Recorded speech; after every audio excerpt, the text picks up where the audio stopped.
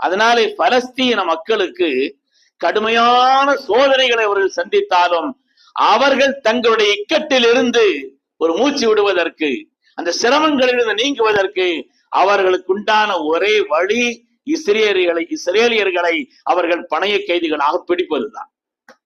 இப்போ ஒரு 250 பேர் இவங்க கையில் இருக்கிறாங்க. பலஸ்தீனத்தினுடைய அந்த ஹமாஸினுடைய பொறுப்பிலே கிட்டத்தட்ட 250 பேருக்கு மேல் இருக்கிறார்கள். ஆனால் பலஸ்தீன மக்களிலே இஸ்ரேல் அரசிடத்தில் இருக்கக்கூடியவர்கள் பல்லாயிரக்கணக்கான பேர்.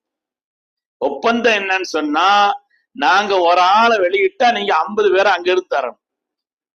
நாங்க ஒரு ஆளை வெளியிட்டோம்னு சொன்னா நீங்க அங்கிருந்து 50 பேரை தர வேண்டும். இந்த சமாதானத்திற்கு, இந்த ஒப்பந்தத்திற்கு நீங்கள் ஒத்து வந்தால் ஒப்பந்தம் கையெழுத்திடுவோம். இது மாத்திரமல்ல, எங்களுடைய பூமியை விட்டு உங்களுடைய துருப்புகள் வெளியேற வேண்டும்.